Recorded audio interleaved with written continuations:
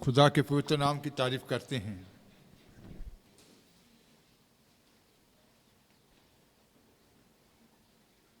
इस सारे समय के लिए और खुदा के बड़े अनुग्रह के लिए।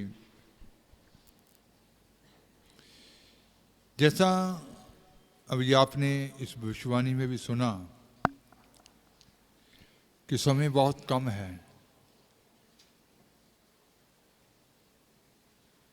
इधर उधर का ध्यान छोड़कर और जो बातें बार बार गिराती हैं, जैसे अभी भविष्यवाणी में सुना कि नलाई हुई सूरनी जो बार बार कीचड़ में फंसती है जाती है, उस वचन को याद रखो।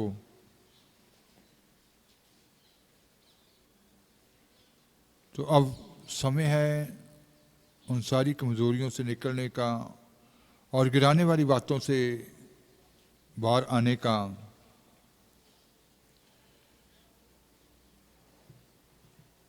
ये वक्त कम है,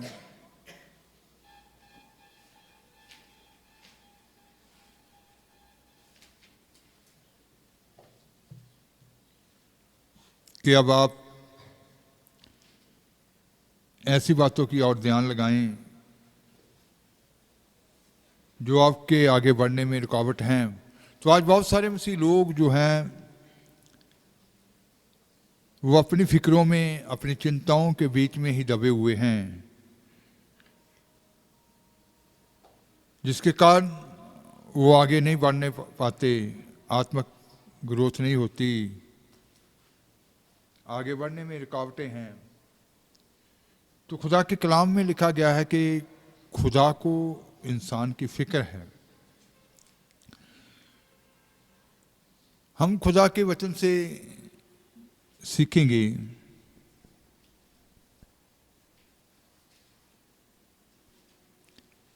चिड़ी जो होती है, बाल कटारा जो होता है, जिसको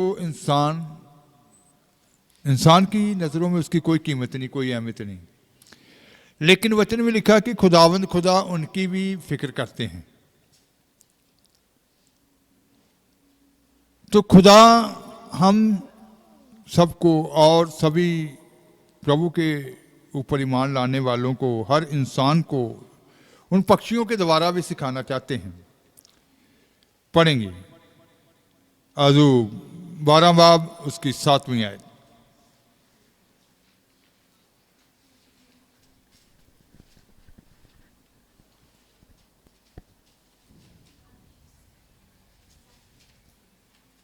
अय्यूब की पुस्तक 12 बाब और उसका 7वां वचन। परंतु डोंगरां तो पुछ ਅਤੇ ਉਹ ਤੈਨੂੰ ਸਿਖਾਉਣਗੇ ਅਤੇ ਆਕਾਸ਼ ਦੇ ਪੰਛੀਆਂ ਤੋਂ ਉਹ ਤੈਨੂੰ ਦੱਸਣਗੇ। पशुओं से तो पूछ और वह तुझे सिखाएंगे, और आकाश के पक्षियों से और वह तुझे बताएंगे। तो लिखा गया है कि पशुओं से पूछ, वह तुम्हें क्या करेंगे? सिखाएंगे। और आकाश के जो पक्षी हैं वह तुम्हें क्या करेंगे? बताएंगे। पशुओं से ते पूछ, वह तुम्हें क्या करेंगे? सिखाएंगे। आकाश के पक्षियों से वह तुम्हें बताएंगे। तो जैसा मत्ती की इंजील 6 बाब उसकी 26 आयत में लिखा है कि खुदावंद खुदा इन पक्षियों की भी फिक्र करते हैं।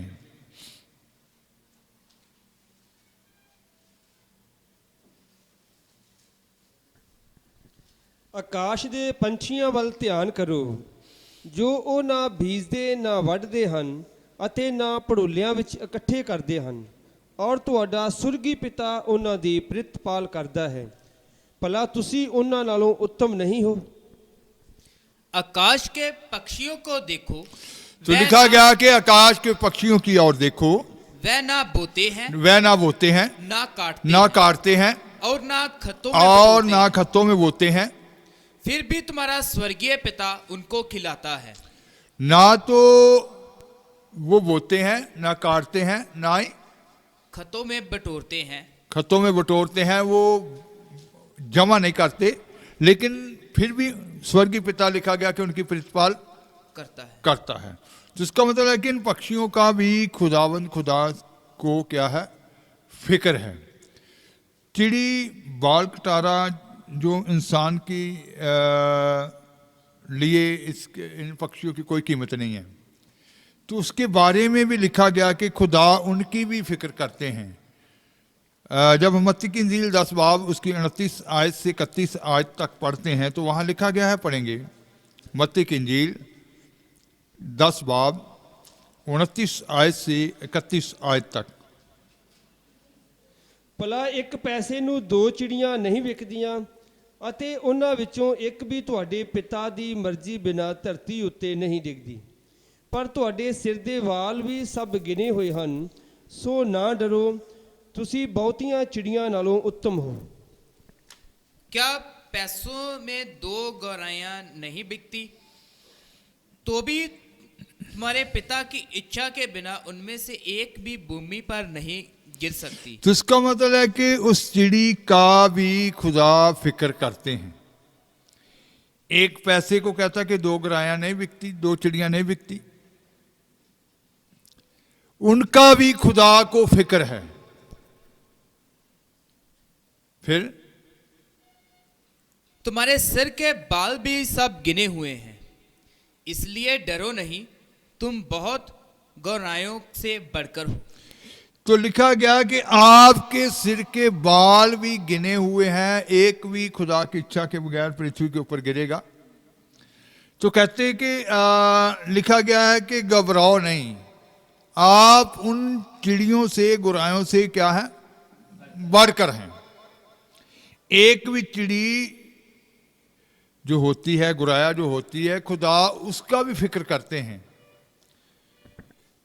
तो इसका मतलब है कि हमें अपने फिक्रों को, अपनी चिंताओं को खुदावंद खुदा के ऊपर क्या करना चाहिए, डालना चाहिए।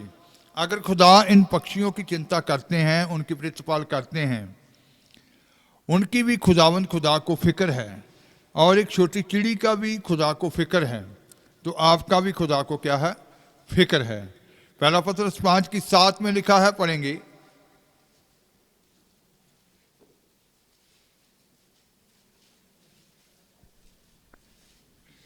ਅਤੇ ਆਪਣੀ ਸਾਰੀ ਚਿੰਤਾ ਉਸ ਉੱਤੇ ਛੁੱਟ ਛੱਡੋ, ਕਿਉਂ ਜੋ ਉਹਨੂੰ ਤੁਹਾਡਾ ਫਿਕਰ ਹੈ। अपनी सारी चिंता उसी पर डाल दो, क्योंकि उसको तुम्हारा ध्यान है। तो लिखा गया कि अपनी सारी चिंता उसी पे डाल दो, उसको तुम्हारा क्या है, ध्यान है। अपनी सारी चिंता, अपनी सारी फिक्रें, अपने सारे बोझ, सारा कुछ उसके ऊपर ही डाल दो, उसको क्या है, तुम्हारा फिक्र है। भजन संहिता लिखने वाला कहता है, जब हम भजन संहिता 115 की 12 आयत पढ़ते हैं तो वहां लिखा गया है, भजन संहिता 115 की 12 में पढ़ेंगे उसको भी। ਯਹੋਵਾ ਨੇ ਸਾਨੂੰ ਚੇਤੇ ਰੱਖਿਆ ਹੈ, ਉਹ ਬਰਕਤ ਦੇਵੇਗਾ, ਉਹ ਇਸਰਾਇਲ ਦੇ ਘਰਾਣੇ ਨੂੰ ਬਰਕਤ ਦੇਵੇਗਾ, ਉਹ ਹਰੂਨ ਦੇ ਘਰਾਣੇ ਨੂੰ ਬਰਕਤ ਦੇਵੇਗਾ।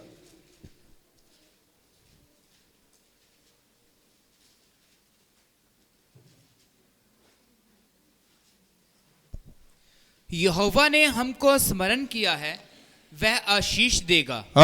यहोवा ने हमें याद रखा है। पंजाबी में लिखा चेते रखा, हिंदी में लिखा स्मरण किया है। वो हमें क्या देगा, आशीष देगा, आशीष देगा, बरकत देगा। तो इसका मतलब है कि आप को उसने बुलाया नहीं है। अगर छोटी से छोटी चिड़ी का भी उसको फिक्र है, तो आपका फिक्र वो क्यों नहीं करेंगे। यहोवा ने हमें याद रखा है, उसने हमें स्मरण रखा है, वो हमें आशीष देगा, वो आपको आशीष देगा। तो इसका मतलब है कि अपनी सारी फिक्रों को, अपनी सारी चिंताओं को उसके ऊपर डालना है, क्योंकि ये नहीं हो सकता कि उसको आपका फिक्र नहीं है। ये नहीं होना चाहिए कि क्या खाएंगे, क्या पिएंगे, क्या पहनेंगे। अगर आकाश के पक्षियों का वो फिक्र करते हैं तो आपका भी फिक्र करते हैं। तो जैसे भजन संहिता 84 की 3 आयत में चिड़ी के बारे में, बाल कटारा के बारे में लिखा है, पढ़ेंगे। भजन संहिता 84 बाब उसकी 3 आयत। हे सेना दे यहोवा मेरे पातशाह ਅਤੇ ਮੇਰੇ ਪਰਮੇਸ਼ਵਰ, ਤੇਰੀਆਂ ਜਗਵੇਦੀਆਂ ਵਿੱਚ ਚਿੜੀ ਨੇ ਆਪਣੇ ਲਈ ਘਰ ਅਤੇ ਬਾਲ ਕਟਾਰੇ ਨੇ ਆਪਣੇ ਬੋਟਾਂ ਨੂੰ ਰੱਖਣ ਲਈ ਆਲਣਾ ਪਾਇਆ ਹੈ। हे सेनाओं के यहोवा, हे मेरे राजा और मेरे परमेश्वर, तेरी वेदियों में गौराया ने अपना बसेरा और शुपा बेनी ने घोंसला बना लिया है, जिसमें वह अपने बच्चे रखे। तो इस वचन को ध्यान से समझना है। यहां लिखा गया है, एक बार फिर से पढ़ेंगे, पंजाबी हिंदी दोनों में पढ़ लेंगे एक बार फिर। ਇਹ ਸੈਨਾ ਦੇ ਯਹੋਵਾ ਮੇਰੇ ਪਾਤਸ਼ਾਹ ਅਤੇ ਮੇਰੇ ਪਰਮੇਸ਼ਵਰ, ਤੇਰੀਆਂ ਜਗਵੇਦੀਆਂ ਵਿੱਚ ਚਿੜੀਆਂ ਨੇ ਆਪਣੇ ਲਈ ਘਰ ਅਤੇ ਬਾਲ ਕਟਾਰੇ ਨੇ ਆਪਣੇ ਬੋਟਾਂ ਨੂੰ ਰੱਖਣ ਲਈ ਆਲਣਾ ਪਾਇਆ ਹੈ। हे सेनाओं के यहोवा, हे मेरे राजा। यहां हम एक वचन को पढ़ रहे हैं, चिड़ी के बारे में, बाल कटारा के बारे में। हिंदी में उसको बाल कटारा को क्या कहा गया? शुपा बेनी। शुपा बेनी। हे यहोवा, चिड़ियों ने अपना बसेरा और शुपा बेनी ने घोंसला बना लिया है। शुपा बेनी ने घोंसला बना लिया है। कहां बना लिया है? समझे नहीं, एक बार फिर पढ़ेंगे। ध्यान से सुनना है इस वचन को, पंजाबी हिंदी में इसलिए पढ़ाया जा रहा है कि आप इस वचन को ध्यान से समझ सकें। हे सेना दे यहोवा मेरे परमेश्वर ਅਤੇ ਮੇਰੇ ਪਾਤਸ਼ਾਹ ਅਤੇ ਮੇਰੇ ਪਰਮੇਸ਼ਵਰ, ਤੇਰੀਆਂ ਜਗਵੇਦੀਆਂ ਵਿੱਚ ਚਿੜੀ ਨੇ ਆਪਣੇ ਲਈ ਘਰ ਅਤੇ ਬਾਲ ਕਟਾਰੇ ਨੇ ਆਪਣੇ ਬੋਟਾਂ ਨੂੰ ਰੱਖਣ ਲਈ ਆਲਣਾ ਪਾਇਆ ਹੈ। हे सेनाओं के यहोवा, हे मेरे राजा और मेरे परमेश्वर, तेरी वेदियों में गौराया ने अपना बसेरा और शुपा बेनी ने घोंसला बना लिया है। कहां घोंसला बना लिया शुपा बेनी ने? कहां गौराया ने अपना घर बना लिया है? कहां? वेदियों में। तेरी जगवेदी में, तेरी वेदियों में चिड़ियों ने अपने रहने के लिए घर बना लिया है, घोंसला बना लिया है। बाल कटारे ने, शुपा बेनी ने वहां अपने बच्चों के रहने के लिए घोंसला बना लिया है। तो जहां जगवेदियों का मतलब क्या है? प्रभु यीशु मसीह या खुदा की हुजूरी। क्या आप चिड़ी की तरह, बाल कटारे की तरह आपके पास अभ्यास है कि भाग भाग कर आप उसकी वेदी के ऊपर आए, भाग भाग कर आपको, आपकी चिंताएं, आपको फिक्र खुदा की हुजूरी से बाहर भागने के लिए है? कितने लोग हैं वो खुदा की हुजूरी से भागते हैं। जहां चिड़ी और शुपा बेनी कहां आ रहे हैं? वेदी के ऊपर। तो आपके अंदर वो अभ्यास प्रैक्टिस है चिड़ी की तरह, बाल कटारे की तरह। अगर वो उनकी फिक्र करता है तो इनके अंदर कौन सा गुण है? वेदियों के पास आने का उसका मतलब है कि यीशु के पास आना, या खुदा की हुजूरी में आना। उनके पास एक अभ्यास है कि बार बार कहां आ रहे हैं? जगवेदियों में। आज प्रभु के लोग खुदा की हुजूरी से, उसकी वेदी से क्या करते हैं? भागते हैं। क्यों भागते हैं? क्योंकि उनके गम, उनकी चिंताएं, उनके फिक्र उनको दबाते हैं, वो उनको आगे नहीं बढ़ने देती, वो उनके जीवन में रुकावट बने होते हैं। बहुत सारे लोग कहते हैं कि काम के कारण प्रार्थना के लिए समय नहीं लगता। बहुत सारे संडे के दिन भी कहते हैं कि वो काम में बहुत बिजी थे जी, वो समय नहीं मिल रहा था। बहुत सारे कहते हैं कि समय कम था। तो दुआ तो होती नहीं है जी, काम से थके हुए थे तो फिर आकर क्या हो गए? सो गए। तो इसका मतलब चिड़ी और बाल कटारा, शुपा बेनी, ये कहां आ रहे हैं? बार बार वेदी के ऊपर। तो आज के मसीह लोग क्या कर रहे हैं? वेदी से भाग रहे हैं। उनके पास एक ही बात है कि समय नहीं लगता। जहां बहुत सारे फिक्र हैं, बहुत सारी चिंताएं हैं। ऐसे ही है। तो इसका मतलब है कि आज कितने लोग अपने फिक्रों के कारण, अपने गमों के कारण, अपने चिंताओं के कारण आत्मिक जीवन में बढ़ नहीं पाते, उनका जुगवेदी के ऊपर आने का अभ्यास नहीं है। मत्ती की इंजील 13 बाब उसकी 22 आयत में लिखा है, पढ़ेंगे। ਅਤੇ ਜਿਹੜਾ ਕੰਡਿਆਲਿਆਂ ਵਿੱਚ ਬੀਜਿਆ ਗਿਆ ਸੋ ਉਹ ਹੈ ਜੋ ਬਚਨ ਨੂੰ ਸੁਣਦਾ ਹੈ, ਪਰ ਇਸ ਯੁੱਗ ਦੀ ਚਿੰਤਾ ਅਤੇ ਧਨ ਦਾ ਧੋਖਾ ਬਚਨ ਨੂੰ ਦਬਾ ਲੈਂਦਾ ਹੈ ਅਤੇ ਉਹ ਅਫਲ ਰਹਿ ਜਾਂਦਾ ਹੈ।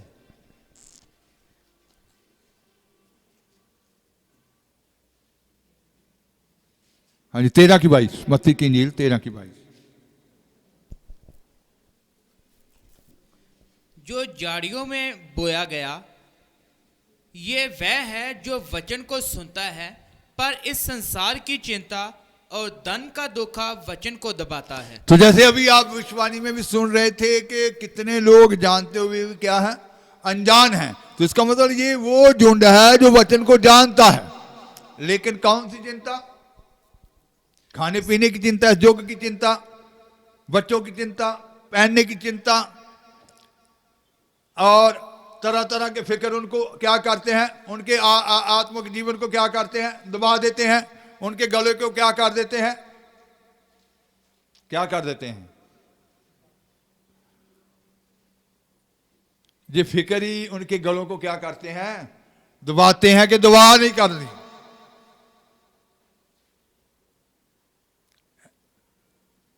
कितनों के गले बंद किए हुए हैं ना, कि वो दुआ नहीं कर पाते। क्यों? क्योंकि उनकी फिक्र है, उनको चिंताएं हैं। किस बात की चिंताएं हैं? इस योग की चिंता और धन का धोखा। तो इसका मतलब है कि वो धोखे में हैं, वो इन्हीं फिक्रों में दबे हुए हैं। ये जो फिक्र हैं, ये जो बोझ हैं, वो प्रभु के लोगों को आगे निकलने नहीं देते। तो जैसे इब्रानियां 12 बाब उसकी 1 आयत में लिखा है, पढ़ेंगे।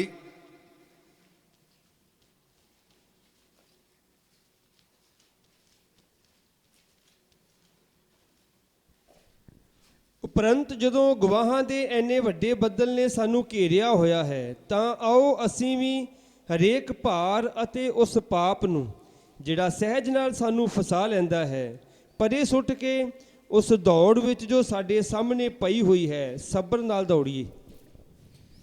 इस कारण जबकि गवाहों का ऐसा बड़ा बादल हमको घेरे हुए है, तो आओ हर एक रोकने वाली वस्तु और उलझाने वाले पाप को, हर एक पार को, हर एक बोझ को जो इंसान को दबा लेता है। तो इसका मतलब ये संसार की फिक्रें ही इंसान को दबाती हैं। तो जैसे प्रभु यीशु मसीह ने और इन पक्षियों के बारे में भी उदाहरण दी कि आकाश के पक्षियों की और देखो। अजूब ने कहा कि पक्षियों से पूछो, वो तुम्हें क्या करेंगे, बताएंगे। पशुओं से पूछो, वो तुम्हें क्या करेंगे, सिखाएंगे। तो इसका मतलब है कि ये पक्षी भी हमें क्या करते हैं, सिखाते हैं। तो पक्षियों से हमें सीखना है, उस ईमान को लेना है। अगर इन चिड़ियों का, इन बाल कटारों का, छुपा बेनी का वो फिक्र रखते हैं, तो फिर आपका भी फिक्र रखते हैं। आपका खुदा को फिक्र है, ये कभी नहीं सोचना कि खुदा मेरी फिक्र नहीं करते हैं। बहुत सारे मसीह लोग कई बार अक्सर उनके अंदर ये विचार आ जाते हैं कि शायद खुदा ने मुझे छोड़ दिया है, खुदा को मेरी फिक्र नहीं है, खुदा ने तो कभी मेरी और ध्यान ही नहीं दिया, अगर ध्यान देते तो मैं ऐसी हालत में होती। तो इसका मतलब है कि वो कितने लोग ऐसी बुड़बुड़ाहट करते हैं जब बलवा करते हैं। लेकिन खुदा अगर पक्षियों की फिक्र करते हैं तो फिर आपकी भी, आप जैसे हमने पढ़ कर आए थे कि आप उन चिड़ियों, फिर एक बार पढ़ेंगे वो मत्ती की इंजील में, जब जैसे हमने पढ़ा कि आप उन चिड़ियों से क्या है, उत्तम है। 29 से 10 बाब की 29 से 31 तक हमने पढ़ा था।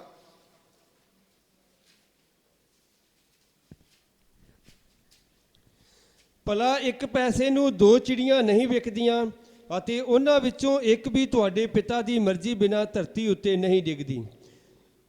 ਪਰ ਤੁਹਾਡੇ ਸਿਰ ਦੇ ਵਾਲ ਵੀ ਸਭ ਗਿਣੇ ਹੋਏ ਹਨ, ਸੋ ਨਾ ਡਰੋ, ਤੁਸੀਂ ਬਹੁਤੀਆਂ ਚਿੜੀਆਂ ਨਾਲੋਂ उत्तम हो। क्या पैसे में 2 गौराएं नहीं बिकती? तो भी तुम्हारे पिता की इच्छा के बिना उनमें से एक भी भूमि पर नहीं गिर सकती।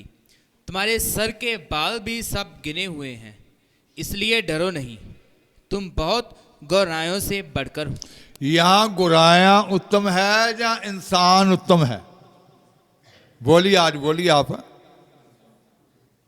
इंसान उत्तम है। तो फिर चिड़ी का, गुराया का फिक्र खुदा को है। लिखा गया कि खुदा की इच्छा के बगैर एक भी पृथ्वी के ऊपर नहीं गिरती। जब तक खुदा की इच्छा नहीं होती तब तक उसको कुछ भी हो नहीं सकता। फिर आपका ईमान कैसा होना चाहिए? आपको अगर उन गुराया से, उन चिड़ियों से उत्तम बनाया हुआ है, उत्तम रखा हुआ है, तो फिर आपका ईमान कैसा होना चाहिए?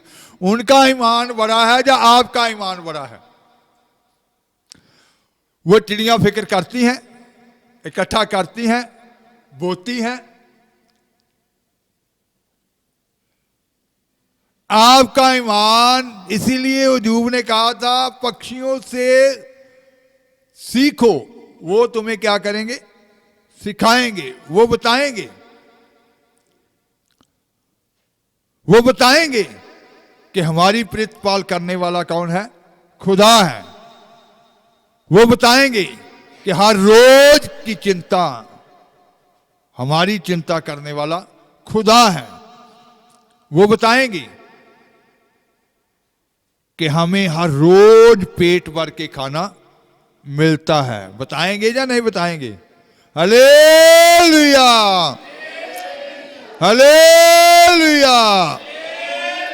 तो अपने ईमान को कभी भी कमजोर नहीं होने देना, अपने ईमान को उत्तम करना है, अपने विश्वास को बढ़ाना है।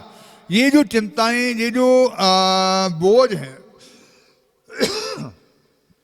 जो इंसान को दबा देते हैं, वो दबाते हैं कि इंसान इन्हीं फिक्रों में उलझा रहे। तो आज बहुत सारे मसीह लोग इन्हीं फिक्रों में उलझे हुए हैं, इन्हीं फिक्रों में हैं। बहुत सारे मसीह लोग इसी कारण दुआ नहीं कर पाते, क्योंकि चिंता के कारण वो काम के लिए समय ज्यादा निकालते हैं और फिर थक कर कहते हैं कि दुआ के लिए समय नहीं बचा। जब संगत आने के लिए भी कई बार उनके पास बहुत सारे बहाने होते हैं कि आज ही वो काम ज्यादा था, या ऐसे कितने लोग तरह तरह के बताते हैं। लेकिन अब वो समय नहीं है, अब समय है निकलने का, अब समय है बड़े ईमान को लेने का कि हमारा खुदा उनकी फिक्र करते हैं, चिड़ियों की, बाल कटारों की, तो हमारी भी फिक्र करते हैं। अगर चिड़ी जो है वो वेदी के ऊपर जाने का उसके पास अभ्यास है, खुदा तो आपके पास भी अपने यीशु के पास बार बार आने का क्या होना चाहिए? अभ्यास होना चाहिए। आपके पास भी खुदा की हजूरी में बार बार आने का क्या होना चाहिए? अभ्यास होना चाहिए। अपने फिक्रों के कारण हजूरी से भागने का अभ्यास नहीं, है ना? कितने हजूरी से भागने का अभ्यास करते हैं। वो अभ्यास नहीं होना चाहिए, बल्कि आने का अभ्यास होना चाहिए। तो जैसा मत्ती की इंजील 6 बाब उसकी 33 आयत में लिखा है, पढ़ेंगे मत्ती की इंजील 6 बाब की 33 आयत।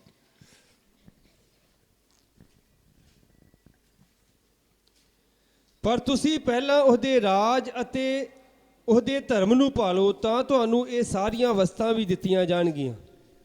इसलिए पहले तुम परमेश्वर के राज्य और उसके धर्म की खोज करो, तो ये सब वस्तुएं भी तुम्हें मिल। तो इसका मतलब है कि खुदा का जो हुक्म है वो ध्यान लगाने के लिए, किधर ध्यान लगाने के लिए है? उसके राज्य की और उसकी धार्मिकता की ओर, कि आप उसके राज्य के और ध्यान लगाएं और उसकी धार्मिकता की ओर ध्यान लगाएं। आप ये खोज करें, आप उसको ढूंढें, खुदा की हजूरी को ढूंढें, आप खुदा के राज्य को हासिल करें, उसकी धार्मिकता को हासिल करें। ये सारी वस्तुएं भी तुम्हारे पीछे पैकर तुम्हें क्या हो जाएंगी? मिल जाएंगी। ये सारी वस्तुएं भी तुम्हें क्या की जाएंगी? दी जाएंगी। तो इसका मतलब है कि हम आज का मानव जो है, आज का इंसान जो है उन वस्तुओं के पीछे भागता है। लेकिन खुदा का वचन क्या कहता है? कि राज्य और धार्मिकता की ओर भागना है, उसके पीछे भागना है। वो सारा कुछ भी तुम्हें क्या किया जाएगा?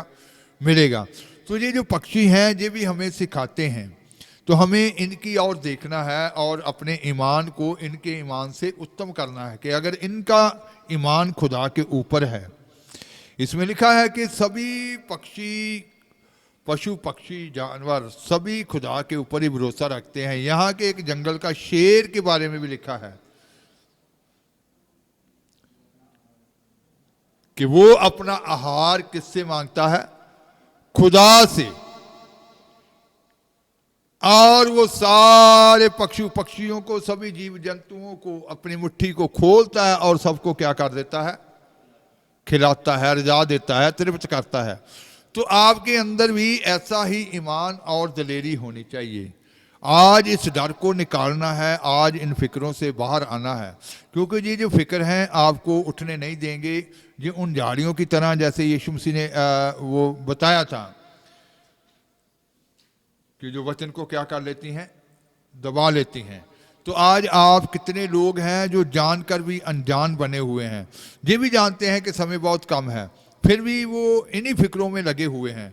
लेकिन अब वो समय नहीं है। अब समय है कि उस बल को लें, अब समय है कि आप आगे निकल सकें, अब समय है कि आप बड़े विश्वास को, बड़ी दिलेरी को अपने जीवन में ले सकें। तो इन पक्षियों को देखना है। अगर खुदा उनकी चिंता करते हैं तो आपकी चिंता उनसे भी बढ़कर करते हैं। तो आज ही उस ईमान को लें, आज ही उस दिलेरी को लें, ताकि आपके जीवन से उसकी योजना क्या हो सके? पूरी हो सके। और आज से ही जगवेदी के ऊपर खुदा की हुजूरी में यीशु के पास आने का अभ्यास उनकी तरह आपके पास भी होना चाहिए। भागने का नहीं, बल्कि हुजूरी में आने का अभ्यास होना चाहिए। तो आज से ही इस तजर्बे को लें ताकि उस बल को पहन सकें और बड़ी जीत को अपने जीवनों में देख सकें। आंखें बंद करेंगे और दुआ की हालत में